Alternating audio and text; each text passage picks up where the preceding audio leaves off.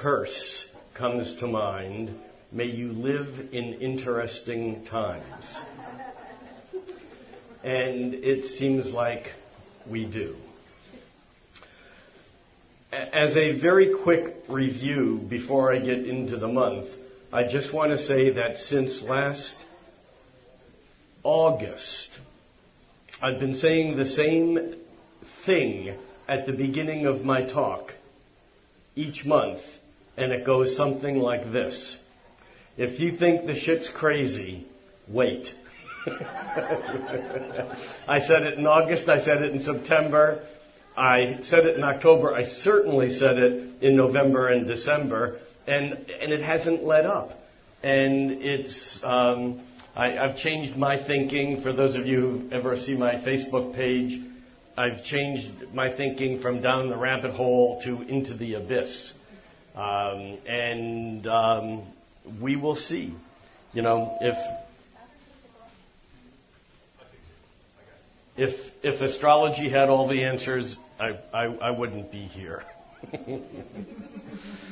I just got back from a weekend of teaching in San Francisco on Saturday and Sacramento on Sunday, and I feel like I've been on a run since Brighton Bush in January, and then India, and then off to the East Coast, and then down to Southern California and down to Northern California, and I actually get to be home for a month. I will be in Costa Rica. Anyone here going to Caipacha's retreat in Costa Rica? There still are a few slots. It's pretty full, but if you're interested, this is May 6th through the 13th. It's in Guanacaste, an upscale resort on the beach on the Pacific side of Costa Rica, and it's May 6th through the 13th. I'll be there. Maurice Fernandez, Patricia Walsh, Caipacha, Tom Lesher, a number of other astrologers. And they originally set it up for 100 people. There's over 100 people registered. They've opened up more rooms. It's going to be fun. Then at the end of May, Memorial Day weekend, is NORWAC here in Seattle, as if there in Seattle. We're in Redmond. Down by the airport at the Doubletree at SeaTac. And it's an amazing weekend if you have either Friday, Saturday, or Sunday, or all of them available, and you're interested in astrology. It certainly is a magical period of time. So NORWAC, the Northwest Astrology Conference, an annual conference here in Seattle. This will be my, I think, 26th or 27th one. I missed one in the middle there somewhere. But it's a great time. How many here have ever been to a NORWAC? I know a bunch of you have, yeah. Do I exaggerate? Is it a cool weekend? Okay, yeah, it's awesome. I'll be up in Vancouver the weekend of June. I think it's the 9th, 10th. Information will be on the bottom of the screen for those of you who watch on YouTube, and a link available from there. And then the last thing I want to mention is the summer retreat at Brighton Bush Hot Springs. This will be July 31st through August 2nd. It will likely fill up. There's still plenty of room now, but from the experience in the past, it will likely fill up. And this is a mini version of the 10-day retreat I led in India. This is called An Introduction to the Spiritual Dimensions of Astrology. It'll be a lot of experiential work and a lot of charts. So if you're interested in that, Brighton Bush, BREITEN, BrightonBush.com, and talk to me if you're interested in finding out more about that. All right. Well, with no further ado, let's consider the month ahead. Let's first consider the last 20 or 30 years. No, I'm kidding. Well, astrology, people who are interested in astrology and astrologers often make the mistake of just looking ahead. Now, in full disclosure, I am the proud owner of a Cancer moon, and Cancer is the sign of retrospection. It's the sign that holds on to the past. It's the emotional attachment to history, personal and cultural.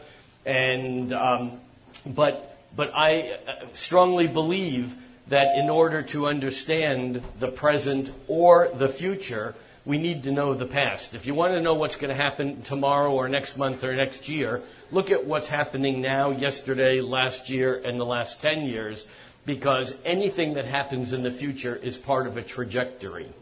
And the reason why I'm bringing this up is we are definitely in a little bit of a retrograde season right now. And retrogrades often have to do with looking backward or in some way picking up energy from the past, because retrograde planets from Earth's point of view appear to move backwards. Now, I'm not going to belabor this point too deeply, because it seems like whenever there's a retrograde, I fall into this same little pitter-patter of mine, but it is one of the soapboxes that I do like to stand on, because retrogrades get a bad rap. Like many things in astrology, they come from ancient traditions where the good and bad was a lot more apparent and obvious than it is today. A retrograde planet is one that is closer to the Earth in its regular journey. So in other words, Mercury going around the Sun, Venus going around the Sun, they're going around the Sun between the Earth and the Sun. So if the microphone was the Sun, and my hand was, let's just say, Venus for right now, Venus going around the Sun, I'm standing here on Earth, I'm moving around the Sun on Earth, but Venus keeps coming around and coming between Earth and the Sun. Mercury does that the same, but Mercury moves much faster. So Mercury comes between the Earth and the Sun 3 times a year for about 3 weeks a time. That's why everyone knows about Mercury retrogrades, because they happen so damn often. I mean, Mercury was retrograde already at the beginning of this year, and in April we're coming up to the next Mercury retrograde, I think. Why isn't it on my sheet? Oh, there it is. Yeah, April 9th. Did you say the 6th? No, the 6th is my birthday. I don't want to take responsibility for everyone's retrograde Mercury. Anyhow, so Mercury turns retrograde 3 times a year, meaning that it comes between the Earth and the Sun 3 times a year. The Earth is going around the Sun, and Mercury moves fast enough that it keeps catching up with the Earth. And as it gets closer to the Earth, it looks like it goes backwards, like a car right next to you. When you start rolling forward and you look out the window, it's not going forward as fast as you are, or maybe not moving at all. And you could swear for a moment that it's drifting backwards, but it's not. Same thing happens in a train, particularly in subways in cities where the trains are very close together, and you look out the window and you're sure that the train next to you is going backwards, but it's just going forward, not as fast. That's what makes a planet look like it goes retrograde. It's a loss of perspective when the planet gets close enough to Earth that we lose our perspective. Now, Mercury goes retrograde 3 times a year. For about 3 weeks, and in fact, Mercury is turning retrograde on April 9th, and it goes direct on May 3rd. So that's the period of that Mercury retrograde. But on top of that, we are also starting the month with Venus retrograde. Venus turned retrograde at the beginning of March, and it turns direct on Income Tax Day on April 15th. Now, the interesting thing about Venus retrograde is that it goes retrograde rarely, meaning of all the planets, I think it might be the least common retrograde, because it only goes retrograde once every other year. It's actually once every year and a half or so. But the Venus retrograde phenomenon is a very magical and fantastic thing that I want to spend a few minutes talking about, because it's part of a larger cycle that's easy to miss. So Venus goes around the sun approximately exactly every 224 and a half days. The Earth goes around the sun once every 365 and a quarter days. So when the Earth goes around the sun once, Venus has gone around the sun once and a little more. But then Venus has to move further to catch up to where the Earth is. So it turns out that from the sun's point of view, Venus catches up to the Earth 5 times every 8 years, almost within a week of being exact. It drifts slightly each time, but 5 times in 8 years. Does anyone know what's important about the numbers 5 and 8? Fibonacci. Oh, that's good. They're part of the Fibonacci number series, which there's a rabbit hole that we could go down and stay there for a long time. I could hold my breath down in that rabbit hole for hours. But I'm just wanting to touch on this because it's so important to understand the magic of Venus and the magic of the Venus retrograde, which we are now a bit over halfway through. So Venus, as it comes between the Earth and the sun, that's when it turns retrograde. And about halfway through its retrograde cycle, from the sun's point of view, Venus lines up exactly with the Earth.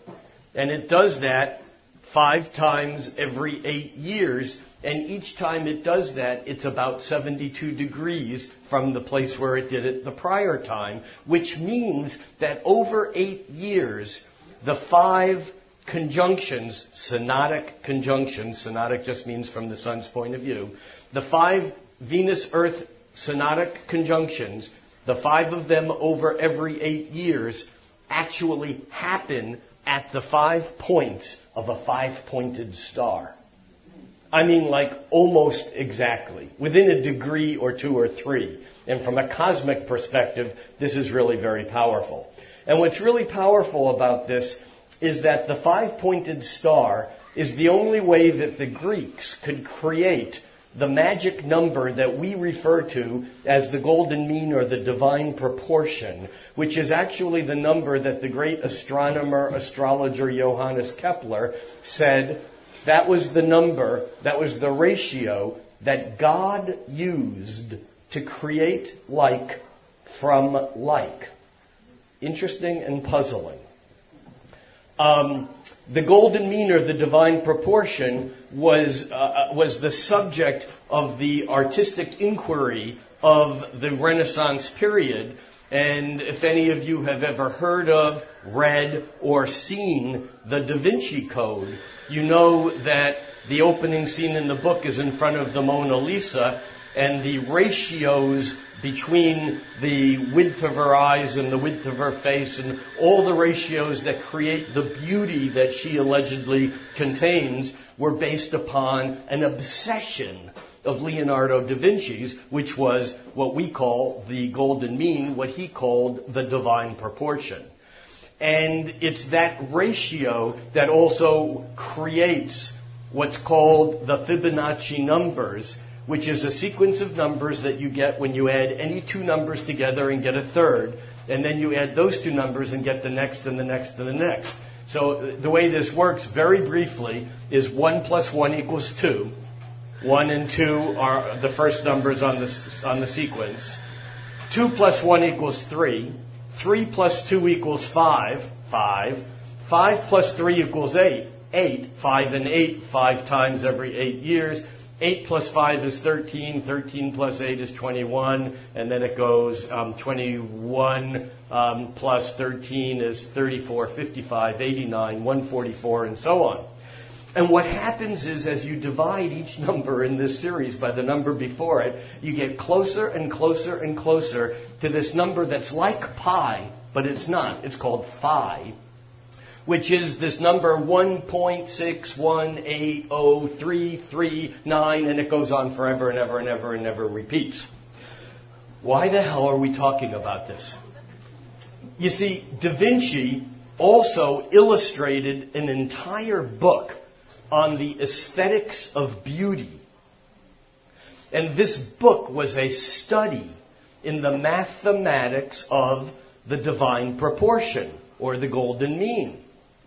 It turns out that this ratio is the ratio of that perfect Nautilus spiral, the Nautilus shell. It's the ratio of the spiraling arms of the Milky Way galaxy. The Egyptians used it in all of their great temples. It's the ratios that are the bones on the arm, the longer to the shorter to the shorter to the shorter, all the way down to the digits of the fingers. There's something about this ratio that makes a perfect curve. That is yummy. Venus, the planet of love, desire, attraction, beauty, and aesthetic perfection.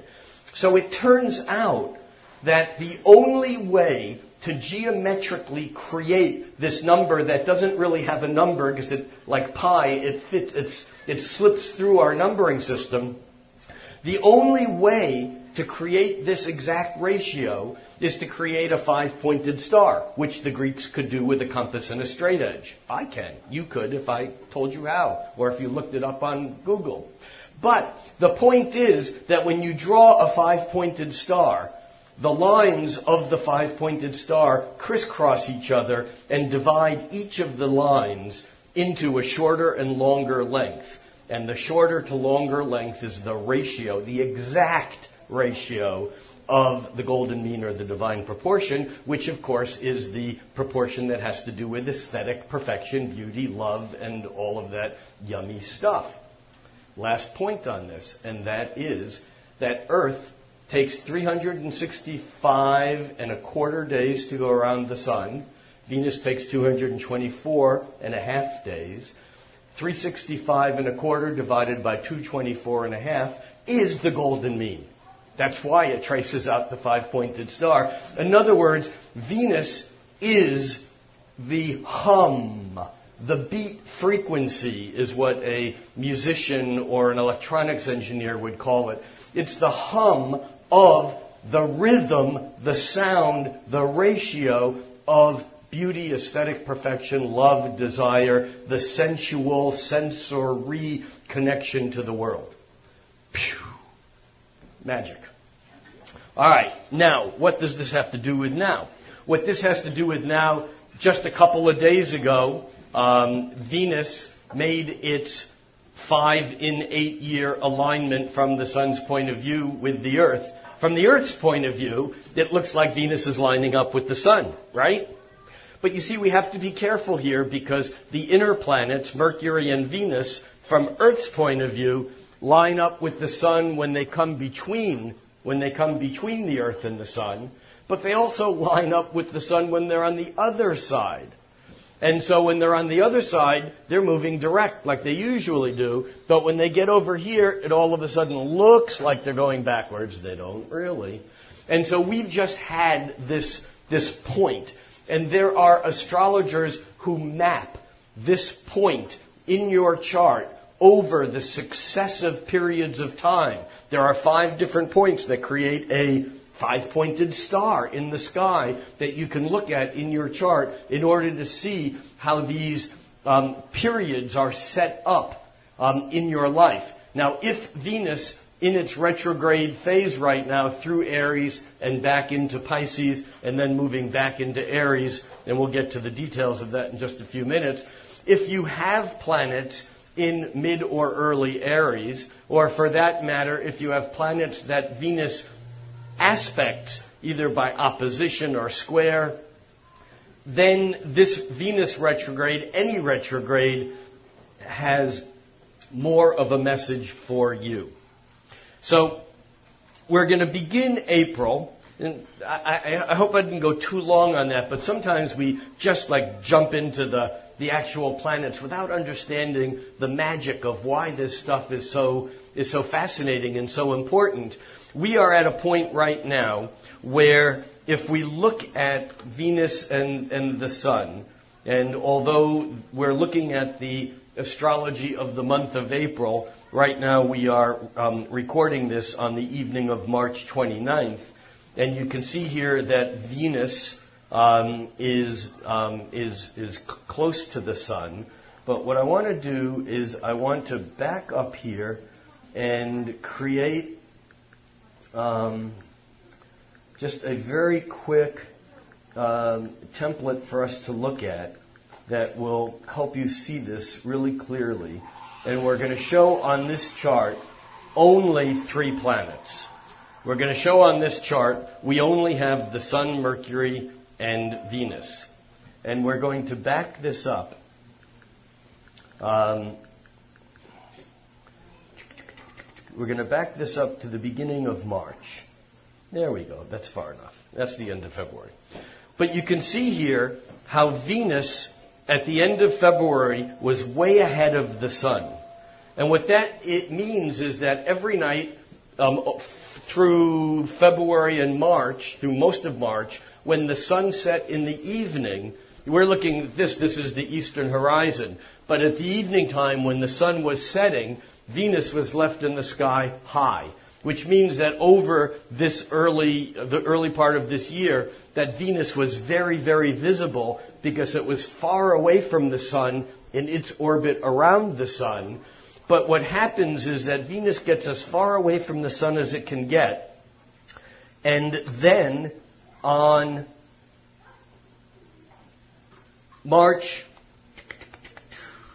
4th, Venus actually had reached that point of being at maximum width or distance from the sun, and it began cycling back around to come between the Earth and the sun. So here, what we're looking at here is Mercury behind the sun right now, and Venus way out in front of the sun. But here Venus turns retrograde the beginning of March. And if we back this up just a bit more, we can see that come on. Doesn't want to do it. There we go. We can see that Venus moved into Aries early February. Venus moved into Pisces. Let me do that again. Venus moved from Pisces into Aries in the beginning of February. And then through the month, it moved about halfway through Aries until by March 6th, it had reached 13 degrees of Aries, and then it began moving backwards. Now, I'm going to continue this on, and I want you to watch Venus retrograding backward across the sun, while Mercury is gaining further and further distance until Mercury gets as far away from the sun and it begins retrograding. Because we have a weird crossover point that we are coming into right now. And so what we're doing here is we're moving through March, and you can see now the sun is always moving around this way, but now Venus is moving back into the sun while Mercury is still moving away from it. So here we go. And now Venus crisscrosses over Mercury. Venus is moving closer to the sun. The sun is moving closer to Venus. And right there on March 24th, 25th, you can see how retrograde Venus lined up with the sun and then was on the other side of it. This is the point at which there was from Earth's point of view, a conjunction of Venus and the sun, but from the sun's point of view, it was the conjunction of Venus and the Earth. So this is an important point. This just last week, but the last week of March. Now, if we continue this, now I want you to watch two things. Venus is going to continue retrograding until it moves from Aries back into Pisces. And yet at the same time, Mercury, which is now just moved into Taurus, actually it moves into Taurus on March 31st.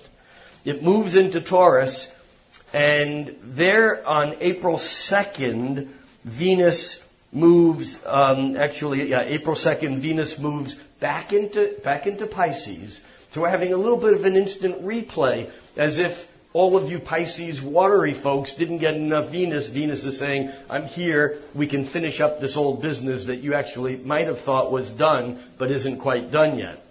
Now, as we move forward, I want you to watch as we get closer to April 9th. Mercury is now moving as far away from the sun as it gets, and it turns retrograde on the 9th, and it then begins to back up, and it crosses over the sun. Its actual conjunction with the sun occurs on, I think it's very close to the 19th. It is on April 19th when Mercury lines up with the sun, and then they are both now behind the sun. I was going the wrong way. I think when I use the mouse, it's easier to control which way. There we go. So here's the deal, is that between Mercury's retrograde on April 9th and Venus turning direct on April 15th, we have the two inner planets, Mercury and Venus. They're the only planets between the Earth and the Sun.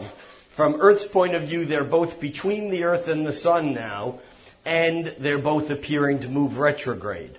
What happens is on the 15th, we'll just follow this along, Venus is still retrograde and Mercury is retrograde here.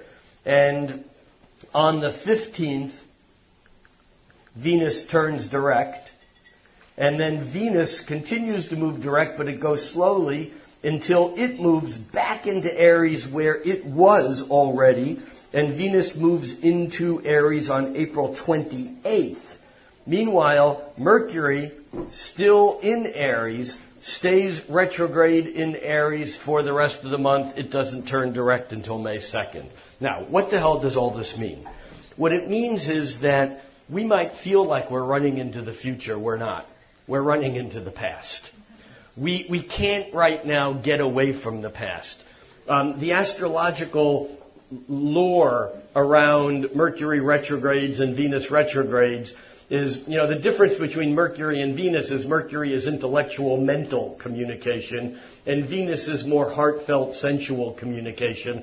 I like to think of Venus is basically Mercury without the words. Mercury says, I really like you a lot. I think you're this. I want to do this. But Venus has to do it more with its heart. And so there's the touchy-feely sensual side. Not necessarily sexual, although it can be that. Remember, Venus was not, mythologically, Venus is very different than the moon. The moon is the mother. The moon is how we nurture. Venus has nothing to do with nurturing. It has to do with romantic love. It doesn't have to do with pregnancy. And interestingly enough, every planet connects to a metal. The ancients knew this. They had 7 metals: gold, silver, mercury, copper, iron, tin, and lead. Those were the metals to the ancients. And every metal was connected with a planet. Gold to the sun. And I could talk for an hour or two just about these fascinating connections between the planets and the various metals. But I want to talk just for a moment about Venus, because Venus, the planet of beauty, the planet of romantic love, is connected with copper. And copper is useless in war. It's too malleable. Unless you mix it with tin and get bronze, and that changes everything, but that's a different story. Copper is also the only element, the only metal in particular, that in the human body changes its proportion by orders of magnitude. Now, I don't know if you know what orders of magnitude means. It means that instead of the level of copper going up and down slightly, with a daily cycle or weekly cycle or monthly cycle, instead, copper actually goes up by numbers of times, 3 times, 10 times, 20 times as much. Orders of magnitude, in other words, actually exponentially, rather than just additively. Who the hell cares? Well, Venus is the planet of romantic love. It's not the planet of babies. It's the planet of romance. And copper going up and down in its amount in the female body is what determines fertility. In fact, this is why the copper coil was something that was used to prevent birth, because the element copper shoots up in a woman's body when it's periods of infertility. So, Venus. So, Venus being retrograde, the difference between Venus and Mercury is intellectual and Venus is more emotional. Venus and Mercury both have two different ways of presenting. When they're ahead of the sun, they look like a morning star. They come up and then the sun comes up and then they disappear. As an evening star, behind the sun goes down, they're still in the sky, and then they settle down. Each of these planets, Venus and Mars, relate to two different signs, depending upon whether it's a morning or evening star. How many Tauruses here in the room? Or Taurus suns, moons, rising signs, okay. And how many Libras? All right, so you Tauruses and Libras have something in common and yet something different. What you have in common is that your sign connects to the planet Venus. In the classical jargon, we would say Venus is the ruling planet of Taurus and of Libra. But when it's a morning star, it's connected to Taurus, which is sensual. It's physical. It's of the senses. Taurus is an earth sign, and it has to do with that which we perceive. As an evening star, it's related to Libra, and Libra is an air sign. It's mental. So in Libra, Venus is more about the idea of beauty. It's about color balance and design and relationship balance rather than actually what tastes good or feels good. Do you understand the difference? It's still Venus. Now, the same thing with Mercury. As a morning star, Mercury connects with Gemini. But as an evening star, it connects with Virgo. The difference being that as a morning star, Gemini is air, and Mercury just basically wants to make connections. I sometimes say that Mercury connected to Gemini is like the information slut. Doesn't care whether the information is good or bad or true or not. It's data. It can be data overwhelm. Our POTUS is a Gemini.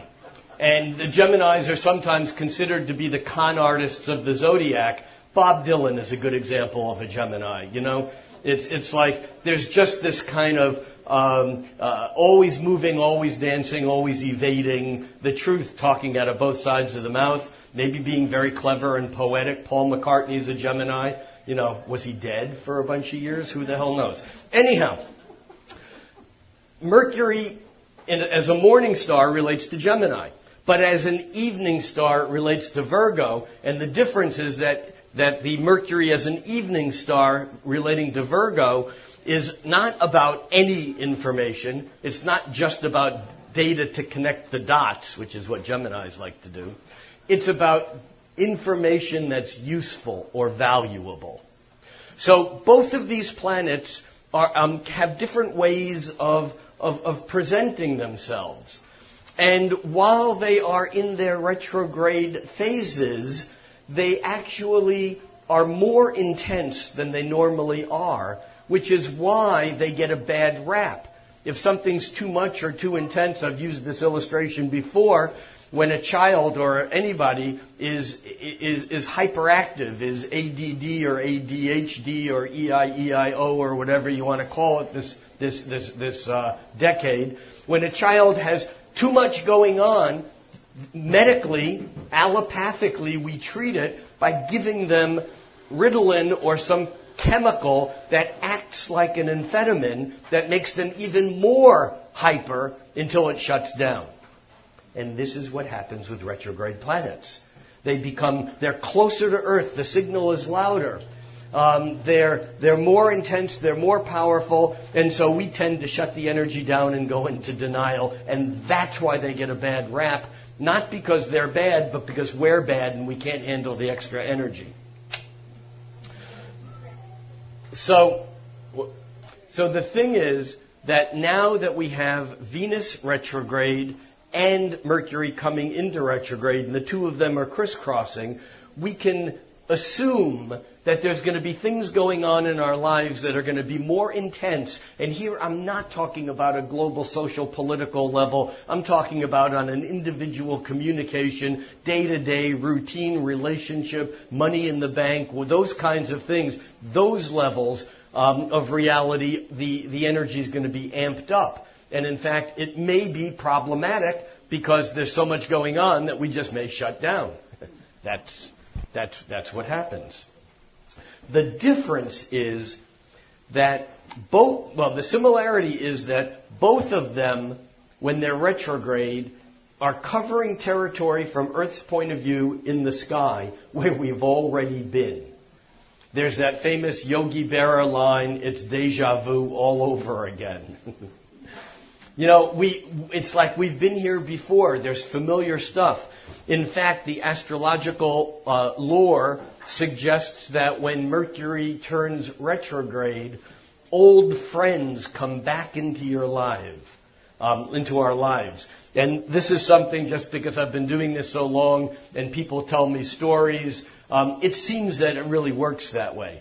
Now, the thing is that if when Mercury turns retrograde, people that you've lost touch with come back into your life, what do you think happens when Venus turns retrograde? Ring. It's your ex.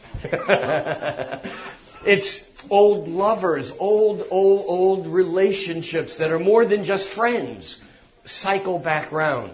Just because there's a ripple, like a backward ripple in time that allows that energy to come through. You with me? Just watch for that over the last, couple of weeks. Venus has already been retrograde, through most of March. It turned retrograde on March 4th. It doesn't turn direct until April 15th. Mercury, again, turns retrograde on April 9th, and that doesn't turn direct until May 3rd. And so keep an eye out for this energy and understand that when we begin to panic and shut things down, that's exactly the wrong strategy to take. Basically, I like to think of Mercury retrograde as driving in rush hour. It's harder to get where you're going, but you can get more frustrated. And in fact, you can get so frustrated that you turn off a freeway because the traffic's not going anywhere, only to find yourself on a city street where you don't know where you are and you can't get back on the freeway and you screwed up. I mean, this is what happens. They say, don't they? I actually have the theory that they, the unprecedented pronoun they, actually is the National Research Institute. That apparently works in secret because you can't find much. I think they have a corporate office, in Virginia near the CIA somewhere. But whenever they say this or they say that, who the hell are they? All right. Well, they, and here I mean most astrologers, the classical astrologers, many astrologers say that when Mercury is retrograde, you shouldn't buy anything, you shouldn't buy a car, you shouldn't buy a computer, you shouldn't sign a contract. Look, Mercury is retrograde 3 weeks at a time, 3 times a year. Just tie me up and gag me. We're not going to stop doing this kind of stuff when Mercury is retrograde. And in fact, I've never seen any evidence. I've heard anecdotes, but, we can tell stories. We see things that prove what we think we know. I've never seen any proof that signing a contract when Mercury is retrograde is less advantageous than when it's direct. However, I can tell you this. It's certainly less advantageous to sign a contract that you haven't read than one you have read, or to sign one that you've read in haste or without giving to your attorney to read. And often when Mercury is retrograde, because the information is sped up, we tend to react before we think, oh my God, if I don't do it now, that car won't be there tomorrow. I just saw it's the first car I looked at, but I like its color, I'll buy it. And then you take it home and you realize, oh shit, it only has 2 seats, and what am I going to do with my dog and my family?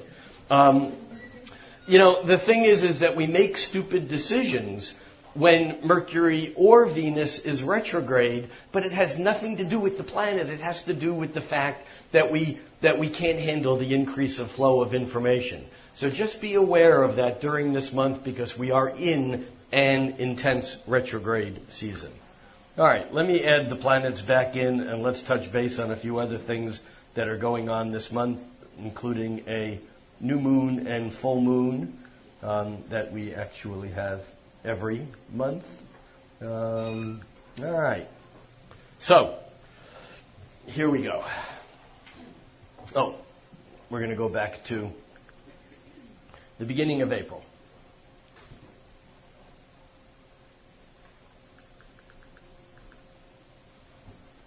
My other favorite spring poem is E.E. Cummings' It's Springtime. Do you know that poem? The world is mud luscious and puddle wonderful, and the little lame balloon man comes whistling far and wee. Yeah, it's a good one.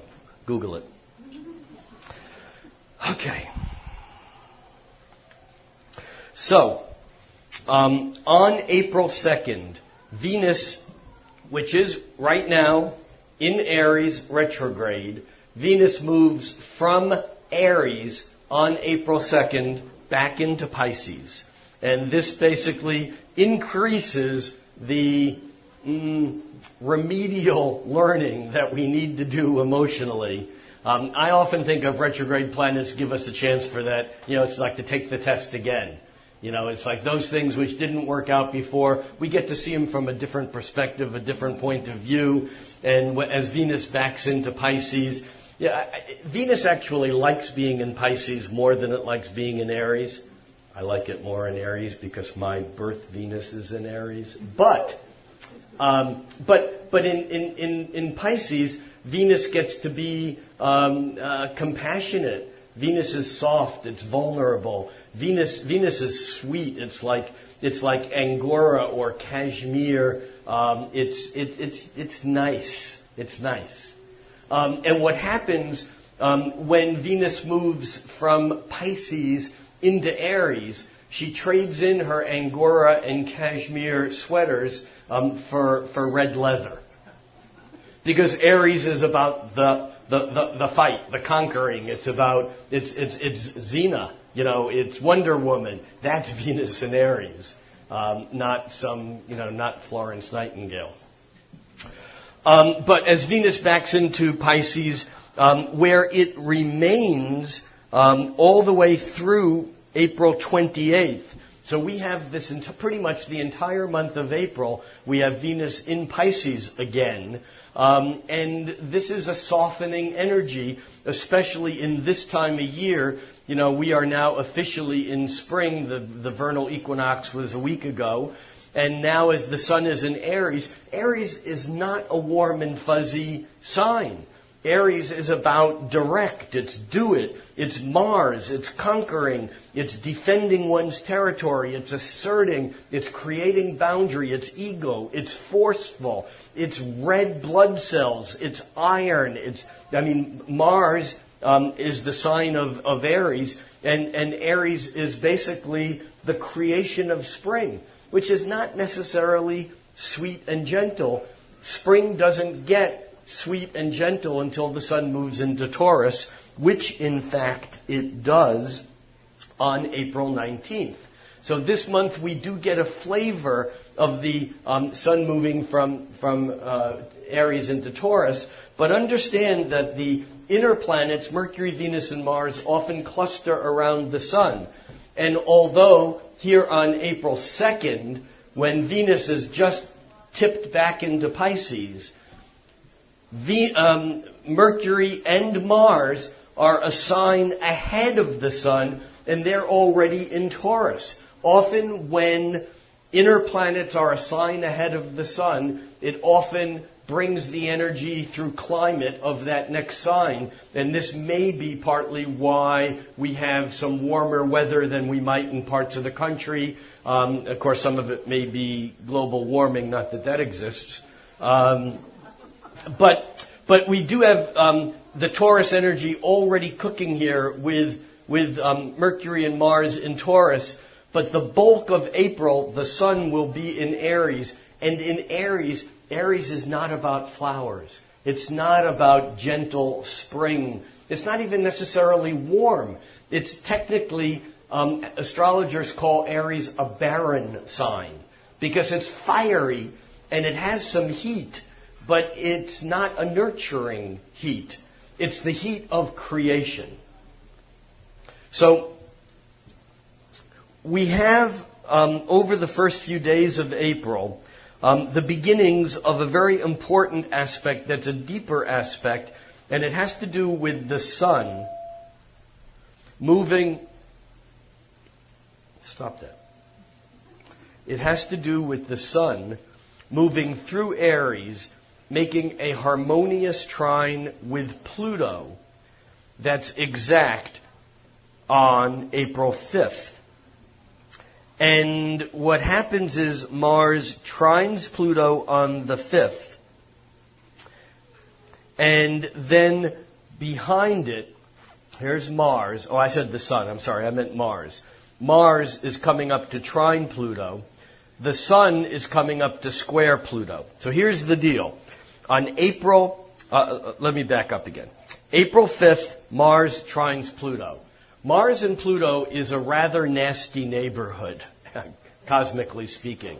You know, Mars is the planet of war, and Pluto is the lord of the hell realms. You know, when they get together on a street corner, you know that they're up to no good. However, Jeff Jower and I used to have discussions that we called when good things happen to bad planets and when bad things happen to good planets. And the question was, when bad planets or difficult planets, like Mars and Pluto, when bad planets or difficult planets get together in a good way, is that good or bad? This is an ongoing astrological discussion. However, my suggestion is that it really depends on you and how you work with the energy. But Mars and Pluto working together can really deepen and intensify our willpower. It can deepen our store of energy, increase our stamina, but it can also make us so relentless and so obstinate and so even compulsive that we can kind of go overboard with it. So this is in place the beginning of the month and through April 5th. So Mars is trining Pluto. Then what happens by April 8th is that the sun comes into squaring Pluto, almost right behind it. Whoop, too far. Come back. Ah. All right, there we go. The sun squares Pluto on... There we go again. There we go. The sun squares Pluto on the 8th. So the Mars trine to Pluto is an easy expression of deep passion, power, energy. The sun's square to Pluto just a few days later says, wait a minute, this shit ain't okay. Because stuff that's come up that's deeper is all of a sudden at right angles, 90 degrees. It's conflicting. The depth and the intensity of Pluto's energy coming up from the hell realms is conflicting with what our intentions are, with what our drive, the sun in Aries, that sense of, Aries has a sense of immediacy, of urgency, of the moment, and Pluto is playing a much deeper, longer haul game. So these are two things that are occurring toward the beginning of the month. And then, of course, on the 9th, Mercury turns retrograde. And Mercury, when a planet makes its station, whether it's going from direct to retrograde or retrograde to direct, it has to stop. You know, if you ever watched a pendulum, this is probably better if you've had a lot to drink or smoke or something, and you're in some sort of altered state of consciousness. But if a pendulum is going back and forth, in order for it to change directions, it's moving the fastest midway through the cycle. This is just laws of motion. And as it gets to either end, it slows down before it comes to an absolute standstill, and then it changes direction. But at the time that it changes direction, it slows down, stops, then starts again, but rather slowly, until midway through the cycle it's moving as fast as it can go, and then it does the same thing.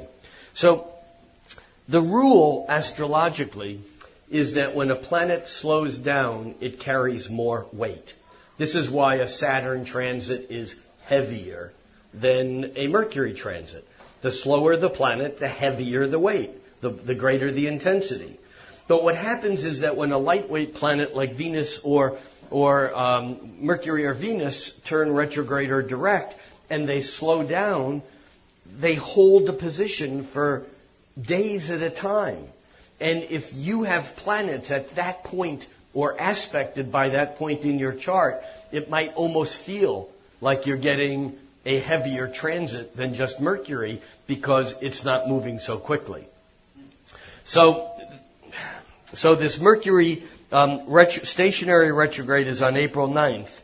And that actually, although it's a day prior, it holds the energy for the full moon the following day. And the full moon the following day is at,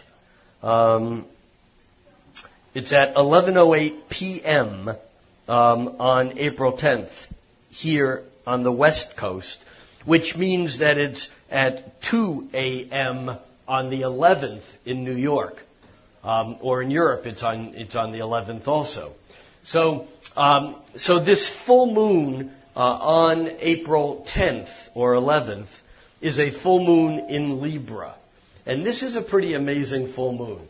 Now, understand that we've just experienced the new moon in Aries, which is kind of the beginning of the astrological year. That sets in motion the tone for the year. And I say we just experienced it. We're at the end of March, but because this is an April talk, the actual new moon in Aries was last month in March. Time is such a weird thing. The full moon, however, in Libra, new moons are a focus. They're a seed. They're the beginning of a new emotional cycle. Full moons, however, are a culmination. It's when the energy reaches fruition. And a full moon always has an opposition between the moon and the sun. So if the sun is in Aries this time of year on April 10th, the moon is going to be in the opposite sign, Libra. Aries is the sign of I, me, mine. It's the creative moment where there is no self and other, there's just creation. You could call it the clear light of Buddha. You can call it, the unity, the integrity of everything as one. In fact, the word enthusiasm, which is an Aries adjective, enthusiastic, the word enthusiasm comes from the Greek entheos, theos being God. And so there's that sense of, if God is the one, if you're enthusiastic, there is no separation of self and other or church and state or whatever. The enthusiasm has you at one with everything, and theos with God. So the Aries energy is I, me, mine. Libra is the opposite sign. And in fact, if Aries is the first sign of the zodiac, Libra is the first opposite sign of the zodiac. So that, in other words, as you go from Aries, Taurus, Gemini, Cancer, Leo, Virgo, those signs are all the first 6 signs of the zodiac, 7 signs. And when you get to Libra, 6 signs, when you get to Libra, the 7th sign, you're now halfway around, and so you can actually look back at the starting point. And this is why Libra is the sign of relationship, or relationships. And I don't just mean marriage, although that too.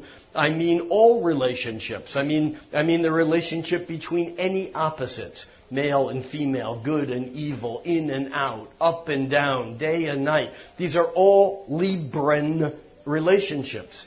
Because Libra is the only sign of the zodiac that is inanimate.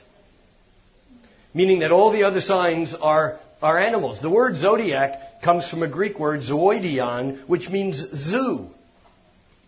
The Greeks thought it was a zoo. They assumed that the universe was alive and that these were all the animals that lived in the zoo, except for Libra. Libra is the scales. The scale is just trying to put opposites into balance. It's the harmonizing factor. Libra is the peacemaker. John Lennon, imagine there's no heaven. Imagine there's no hell. There's that harmonious balance point of Libra. Libra's the diplomat. Libra is the counselor who is the go-between. Libra's the fulcrum point on the seesaw. So the full moon in Libra brings out issues that are relationship issues. They're not about a single relationship. They're about each of our relationships with anything and anyone out there. And so this full moon in Libra is significant for at least two reasons. Okay, I'll say three. One of them is the fact that the full moon is very close to Jupiter. Jupiter is the magnifying lens. It expands. So this full moon is going to be bigger than normal. And I don't mean looking at it. It'll be physically bigger. Although that night of the full moon, you'll be able to look up and see the moon. And depending upon where you are here in Seattle on the night of the 10th, you'll be able to look up in the sky. Actually, not until, before it sets. Actually, the evening of the 10th. You'll be able to look up in the sky and see the moon, full moon. And if you just drop down a little bit toward the horizon, the brightest thing in the sky, aside from the moon, will be Jupiter, because Jupiter will be right, there next to and lined up with the moon. So this makes this full moon propitious. Jupiter is expansive. It's beneficent. It brings good things, with the caveat of too much of a good thing is not a good thing. Whether it's sugar, cell growth, whatever. Greed is Jupiter also. But this full moon is important because that it's so close to Jupiter, and it does create a bit of beneficence around the full moon. On the other side, the sun is very close to the planet Uranus. And the sun lines up with each of the outer planets one day a year. And it's usually a few days coming and a few days going that we feel it. But the sun lines up with Uranus exactly on April 13th. The full moon is on the 10th. So the full moon has the sun lined up with Uranus that still will intensify over the next couple of days. Uranus has been in Aries for 6 years now. It spends 7 years in each sign. It's moving into Taurus the end of this year and on through 2018. But Uranus is the planet of weird. Uranus is the planet of shock, surprise. It's lightning that releases pent-up tension. It can be explosive because it's sudden and abrupt. And so as the sun gets closer and closer to Uranus, we might expect stuff to come out that is shocking. What can possibly be shocking anymore? However, you heard it here, we ain't seen nothing yet. It's going to get deeper and crazier. Again, this rabbit hole is more of a temporary abyss. And I think around this full moon, because Jupiter is not necessarily good, it's just more. That around this full moon, over the next couple of weeks, through the middle part of April, the stuff's going to become so overwhelming. What do you do when you're overwhelmed? We have planets retrograde. Someone said it. We shut down. It's like, enough. I'm done. TV off, no internet, I'm done. I can't take any more. Many of us are close. Yes? No? Maybe? Yeah. All right. And then in this same piece, there's one other factor. So the sun is coming up to Uranus as it does once a year, and this is the shock and awe, surprise, intensity, suddenness of change. But remember, we're coming out of a period of time that started back around 2010, when Uranus moved into Aries, and it first began to square Pluto. The Uranus-Pluto square of 2010, actually exact 2012 through 2015, but it's still in play now. This is the Uranus-Pluto square that harkens back to the Uranus-Pluto conjunction in 1965-66 that defined the 60s.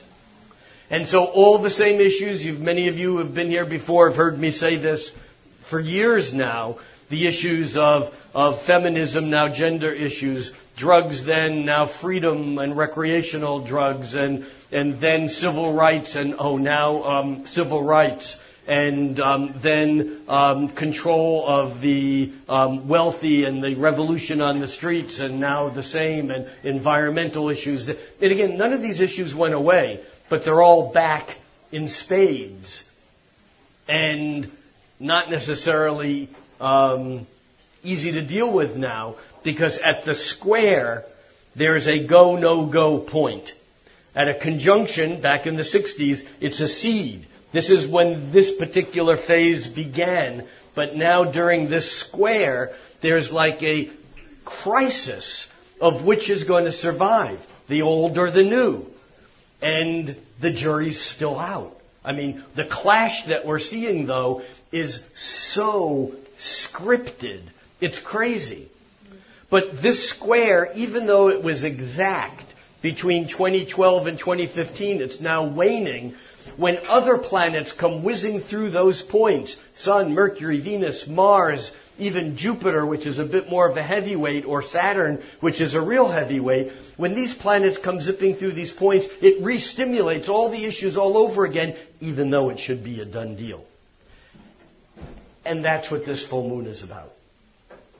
You see, because even though Uranus, which moves faster than Pluto, is now 5 degrees away, meaning if it was at 19 degrees of Aries, it would be exactly square. So that Uranus is moving away.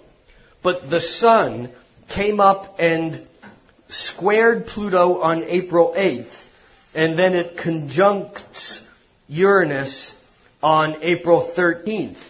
So this period of time has the Sun coming into this. There's a word in horary astrology, which is the astrology of answering questions in the moment, called the translation of light.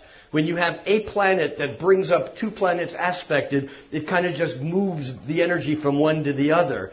And so the Sun, from the 8th to the 13th, in a way, is re-stimulating this now waning Uranus-Pluto square. And on top of that, we have Jupiter, which is not exact in degrees, but it's going to come back there because Jupiter has been doing this retrograde direct thing. But it's why there's this focus on a political level of these issues that are so intense now. But this full moon has not only the moon conjunct Jupiter and the Sun conjunct Uranus, but the Sun, Uranus, Jupiter, and the Moon are all squaring Pluto, the Lord of the underworld.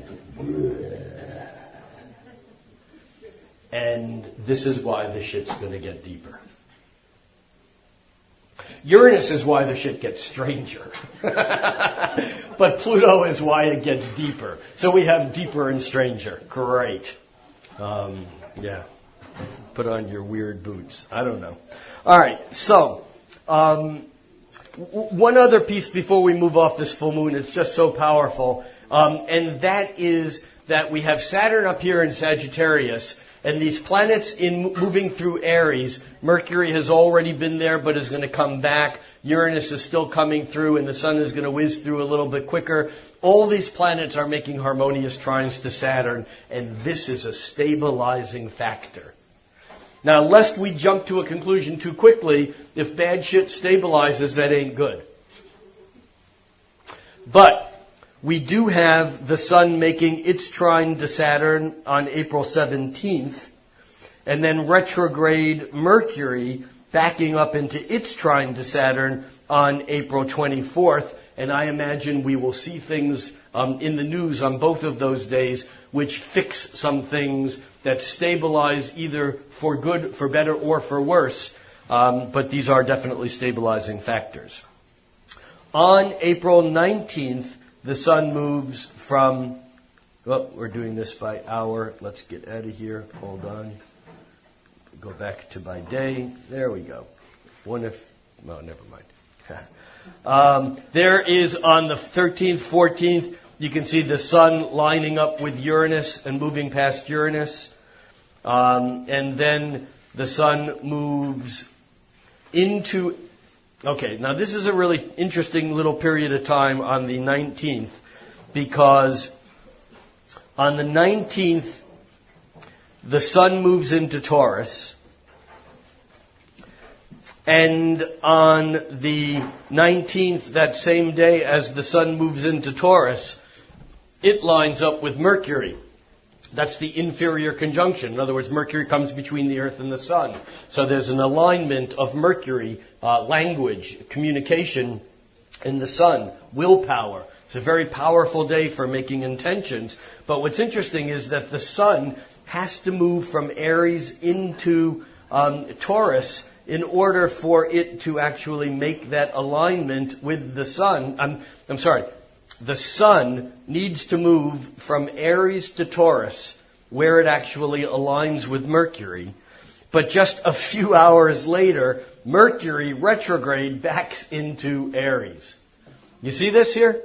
So we have the Sun moving from Aries into Taurus, lining up with Mercury, and just within a few hours, Mercury backing up into Aries, because Mercury right now is in Taurus. And this is an interesting little dance because it muddles both of the energies, and we're not sure whether we're still in this moment of creation of Aries, of plowing ahead, or in fact whether we can really settle down and get some of that yummy Taurus, sensible, sensual, pleasurable energy that we deserve. We've worked hard enough for it, and yet I think it's still a bit elusive.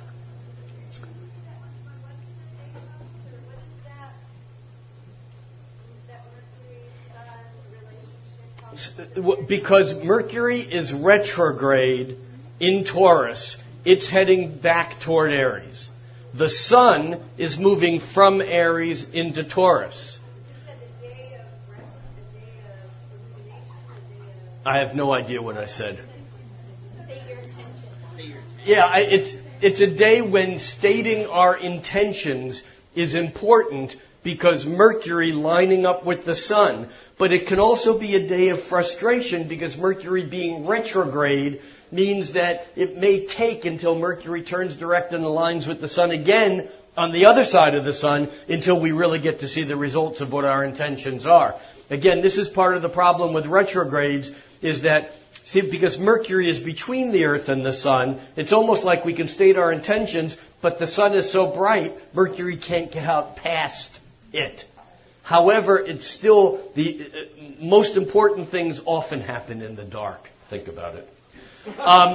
Seriously. And so the invisibility of Mercury when it lines up with the Sun is very important. And as it comes out of that brightness and turns direct and begins to move forward again from Earth's point of view, that's when some of these intentions actually may begin to make sense or come into being. Now, at the same time, remember we have Venus, which turned direct on April 15th, and over the second part of April, Venus moves closer and closer until it moves from Pisces back into Aries. So we have this little dance going on between Pisces, the garbage collector, the refuse bin of the zodiac. All 12 signs all end up in Pisces. And that's like the cosmic soup. It's the dreams. It's the imagination.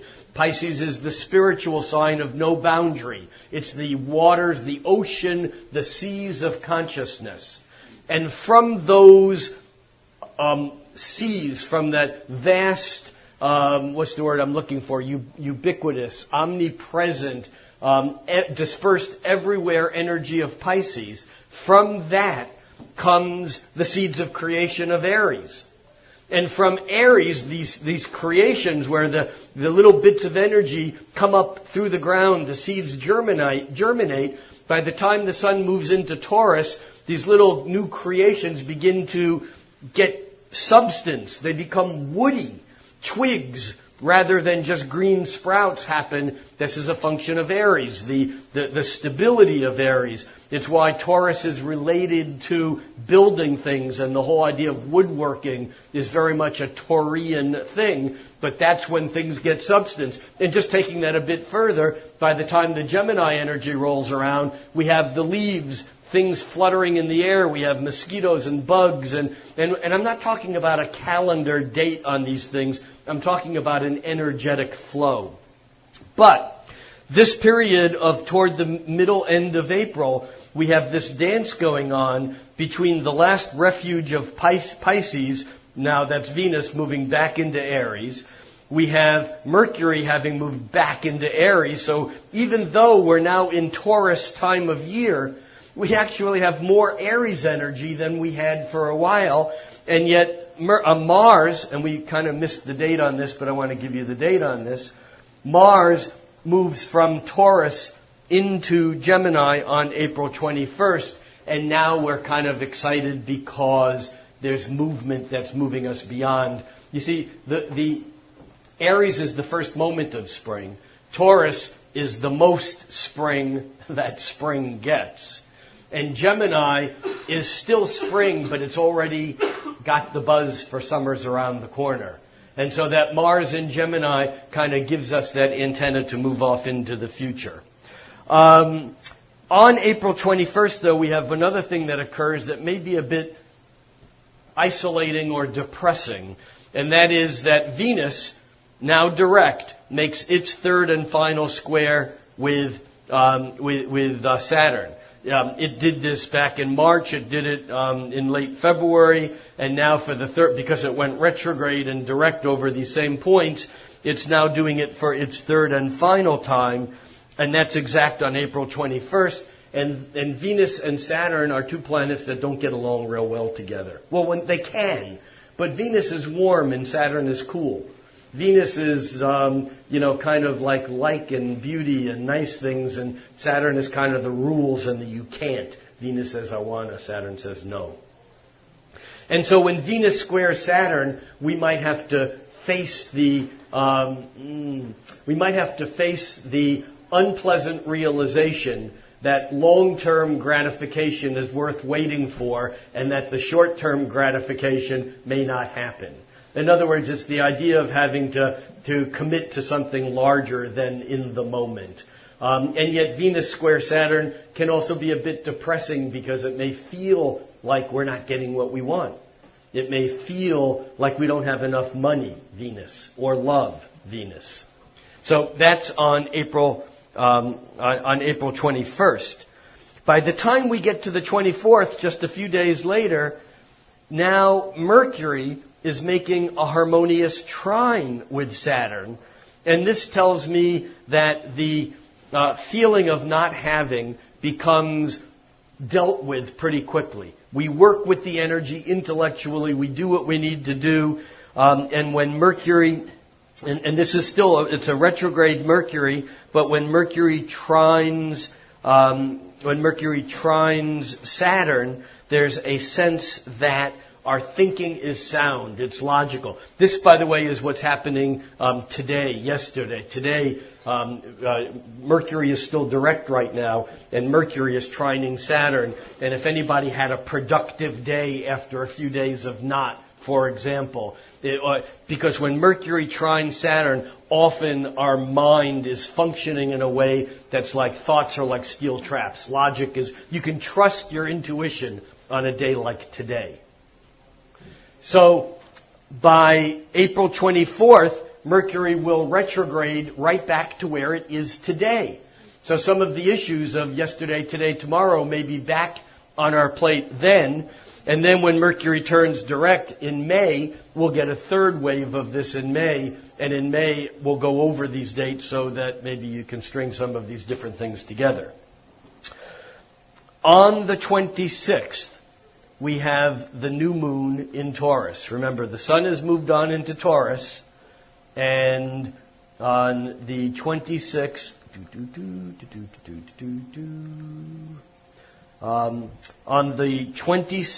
at 5:16 a.m., the new moon in Taurus occurs, and that's 5:16 a.m. Pacific Daylight Time here in Seattle.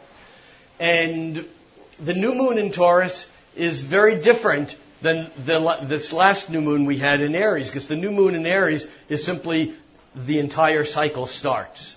Now in Taurus, there's another iteration of the cycle, but what starts in Taurus is the let's make it real. Let's pull in and do things in a way that can make things real, because Taurus is an earth sign, it's determined, it's practical, and this conjunction of the sun, our willpower and our vitality, and the moon, our emotions and how we respond and how we feel in Taurus is very important for, again, making intentions, stating intentions, but I think of the words of my compatriot Caroline Casey. Does anyone know Caroline's work?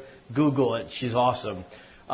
Caroline says that the gods don't, we're talking about doing intention and ritual. The gods don't speak English. And she's a Santeria person, and she says, they don't even speak Spanish. They speak ritual. In order to capture the energy of a planet, it's why when we're letting go of the past, we don't just say, I'm letting go of the past. We take something and we burn it. We take a string and we cut it. It's the actual act of doing something that creates the resonance with the mythic proportion, rather than just saying things. I mean, saying things is important. Talk therapy is great. But it only gets so far. You can't talk your cells into changing their behavior. You have to do that physically. And having said that, there are probably cases where you can talk your cells into changing behavior, but we're not going there. All right. So this new moon on the 26th, state your intentions, but act on them. Do something. It's Taurus. Don't take the entire world and try to change it. Be specific. Be simple. Taurus likes determination and simplicity. We think it's Taurus the bull, but it really is Taurus the cow.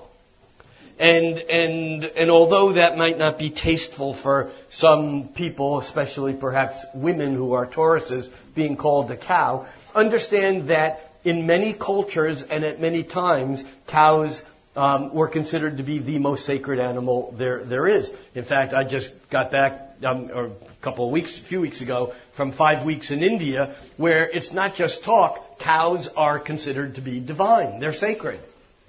And so being called a cow there is like blessing. But no one eats meat there. Here a cow is McDonald's, so to speak. But the thing about a cow is that it gives of itself, its milk, without deplenishing its own resources in a healthy cow. And so the idea of Taurus being a bull is really interesting, because this is another one of my favorite soapboxes, and that is astrology was largely written by guys about guys. I mean, it comes from the church. Most of the most famous techniques we use in astrology are named after Catholic monks. Why? Because that's where this shit was being worked on. I mean, there are techniques like Regiomontanus and Marinus and Porphyry and Placidus and I mean the list goes on and on and on. But these guys were all theologians and monks. So we say Taurus the bull. However, Taurus is Venus related. It's the most feminine sign of the zodiac. There's something wrong, because how come the most feminine sign of the zodiac has horns and balls? I don't get it. There is a bolero Taurian energy, though, that is about the young energy of spring, because from the first moment of spring through the summer solstice, the energy does build. So there is that building energy. However, we need to keep in mind that the new moon in Taurus is a time to make intentions, but to bring them in and to make them soft, because Taurus ultimately works in a manner that is firm but gentle. Last thing we want to talk about is it's Venus moving back into Aries, and that happens on the 28th. Venus moves into Aries, and that same day, we're moving an hour at a time here. Let's go a day at a time. There we go. Venus moves into Aries on the 28th, and that same day, retrograde Mercury lines up again with Uranus. And once again, we have this download of information, the crazy stuff coming off the airwaves and the news waves. Again, it may not be quite as stressful as it was mid-month during the full moon when we had all the squares, but the month of April certainly ends on a bit of a bang with Venus moving back into Aries and Mercury lining up with Uranus, and the shock and the surprise of what it is that intellectually we learn, or maybe someone says something. Watch for someone testifying that day and saying something that they can't take back that changes everyone's perspective. So, in recap, the most important thing about April, which is really like March and April, is this swirl of retrograde energy.